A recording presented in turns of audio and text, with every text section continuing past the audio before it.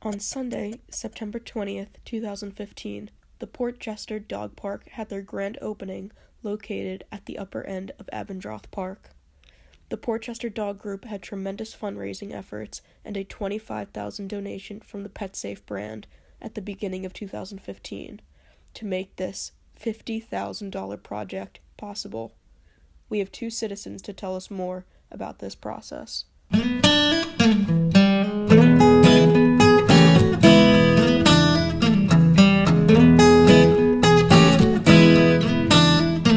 My name is Linda Tortorino, and I'm a Port Chester resident and a member of the Port Chester Dog Park Group.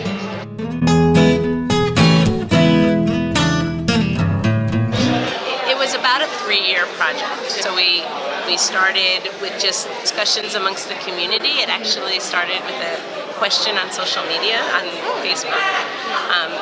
Has anyone thought about a dog park? We started from an idea that was just a bunch of concerned citizens and just a group of people wanting to do something. They met in a bagel shop, and I didn't come to that meeting because I didn't know who was going to be there, what it was going to involve, but I got a phone call from my neighbor who did go, and what she spoke to me about had me get interested and reach out to Dina to say, hey, I want to be a part of this, and let's try and get organized. I'm very civically involved. I go to a lot of the Board of Trustee meetings. I used to go to the Ride Town meetings, but I don't have much time anymore. So I know a lot of the players that are sitting up on the elected positions.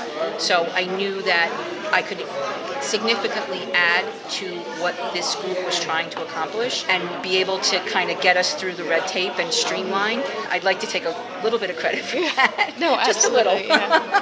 The first obstacle was that the village did not have money for the creation of the dog park.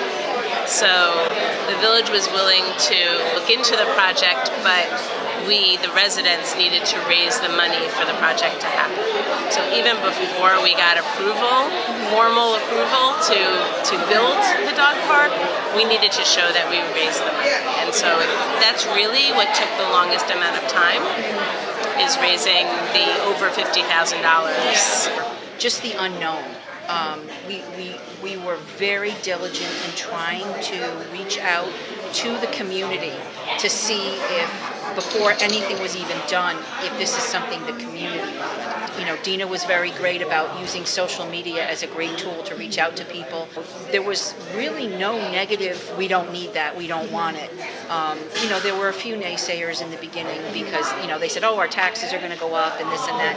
But for the most part, I think everyone owns a dog or a pet or has a dog or a pet in their life, and not being able to take their dog to a space to be able to run off lead and play with other dogs. It's very important as part of the dog's mental health and physical health to be able to play and have fun and have interaction with people and dogs. When I'm having a stressful day or a stressful time, I'll go to the dog park, to kind of look things over and make sure everything is good. But my fun part of that whole thing is interacting with people I know and I don't know, and their dogs. I had a German Shepherd come up to me and start licking me to death, and I'm like, hello, I don't know you. And the owner says, oh, you're the dog lady. And he's thanking you. Yeah. This was definitely something positive that I wanted to be a part of. There was definitely a need, and I think what happened was that need was never really recognized until we started talking about it and having those conversations. Some of the unknowns that we didn't know, working with the municipality sometimes can be a little frustrating because they don't know sometimes, and just getting those answers.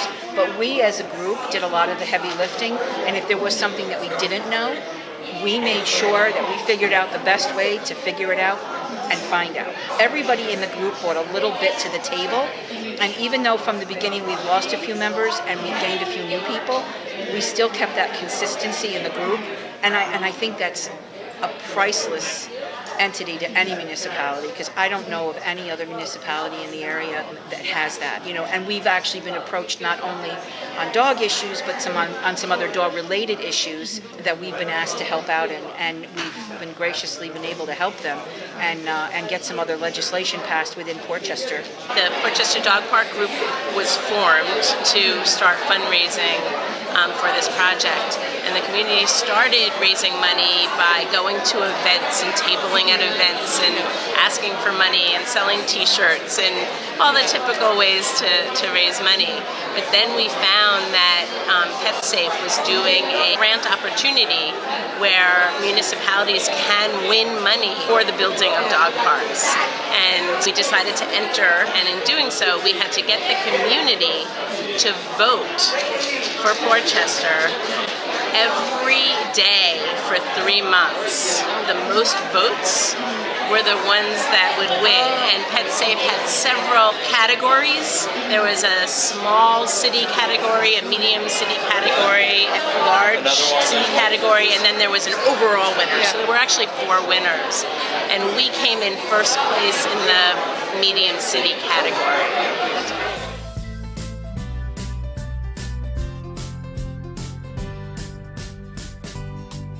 PetSafe makes lots of products to give you even more best moments with your pets. PetSafe. Protect, teach, love. So part of our discussions with the government, with the Board of Trustees, was that we would raise the money for the building of the park, and we would continue fundraising for any special maintenance, like if a hurricane comes and the fencing is destroyed, we would try to fundraise to repair that. But everyday maintenance, like cutting the grass and filling the poop bags and garbage retrieval, government does maintain the maintenance of the dog park.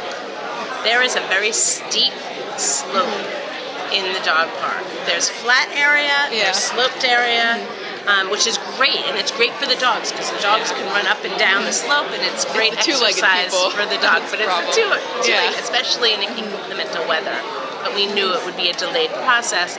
Is the building of tiered steps going up the slope in both the big dog area and the small dog area. It was our goal to get the park open, and basically the fencing was the main thing, and that's really where we started, was just to make sure we had the fencing up, making sure that it was secure, making sure it was big enough, making sure there were no holes. Then afterwards we came for the water source, then we put in the benches, and we put in the poop bags, and things started coming a little bit in phases. We have a beautiful community board that was built by one of our members' sons, and I urge anyone to go there and look at it. It's a beautiful piece. He does great work. I think maybe adding some additional benches, possibly the steps in the large and the small dog park area, so that it's easier for the pets to go down into the lower area, and more importantly, for the owners to be able to go down and walk up and down. We do now have a water spigot so that dog bowls can be filled up and we have water for the dogs. This is a very simple solution, which we approved of, we wanted, which is really just a spigot, and it's, you turn the handle, it doesn't stay on, it's an auto shut off, so we don't waste water. I think it depends on the town, but I do think that every town should consider having pet-friendly areas, and I think it's up to the town to decide what that means to them and what's best for them. Portchester does not allow dogs in any of its parks, not even on leash. To me, that is not a pet-friendly environment. The law was changed when we opened the dog park specifically for this park, this dog park. Absolutely. Our dog park has become very popular since it's so nice and we put so much work into it. It's become a big social aspect for the community, and not only for Portchester, but for outside people. It's great that, not only local, but other people come in there and use it. And that's what it's there for. It's there to be used, and the dogs love it. I think it's unfortunate that people who don't know dogs do have negative associations with them, and that often leads to negative discussion. But on the flip side, especially with this dog park, all I hear are positives about how having having a dog park in our community has helped the community. I do feel that every municipality should consider where they can have off-leash areas, if not off-leash laws in general. I think when a dog is in public on a street or in a car, I think they need to be tethered. I think it's important for their safety. I don't think any dog should be walked in public off lead, because you don't know, something could startle them and then they bolt, they can get hit by a car, a squirrel can catch their eye, and it's just not a good thing. And as much as your dog can be trained, I think it's important that they be tethered when they're in public or in an unsafe setting. Yeah. So, and that's a unique feature that most dog parks don't have, that we're very, very proud of. So we know going in that not all dogs like each other, just like not all people like each other. And it's good to have an area where, if there's an issue, if there's dogs that are not really getting along, an area where they can quickly, easily be pulled aside and separated. So that was one idea behind it. The other idea is to have an area where, if you know your dog doesn't get along and you don't want to bring them to the dog park, generally just let them loose. They need a little bit more training. They need a little bit more socialization with other dogs. That's a great area to go to, where they're around other dogs, but they still have the protection of the fencing.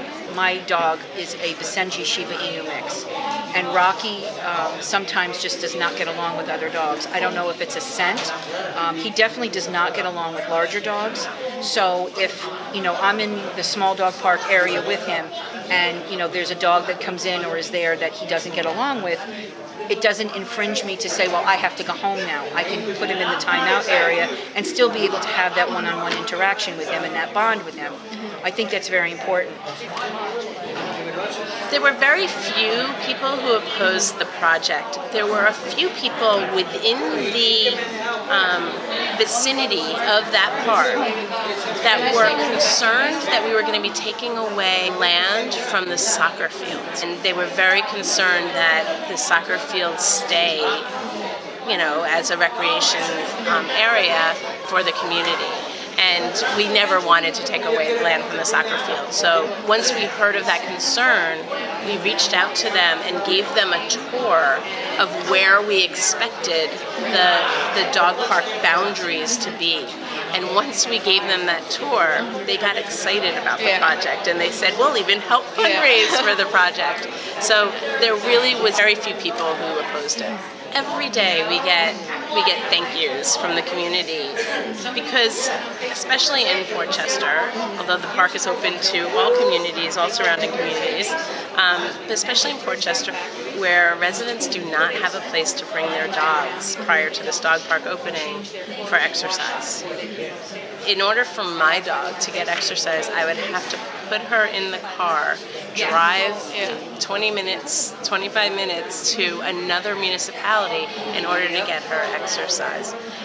The other thing that we keep hearing is how it's not only about the dogs, but it's also an opportunity for neighbors to meet each other. I think following our footprint would be a great way to look at it. Just getting a group of engaged people together. And I have to say, our particular group has we have all different backgrounds, but we all share the common knowledge and goals of having dogs and loving them as much as we do. So basically follow the footprint that we did, get a group of people together that get along, and they don't necessarily have to be friends. Some of the people in our group I had already known because they lived on my street. Some of the people that came to the group I didn't know, and now I consider very good friends. Get those people together and just get a little bit of community input as to what can be done, and go to your municipality and have that conversation. Do it at a public meeting and say, we'd like to put a dog park. Here's where we'd like to put it, or we'd anticipate putting it, but we'd like your input if you would support us in that, and what you think of that plan, and then just take it from there.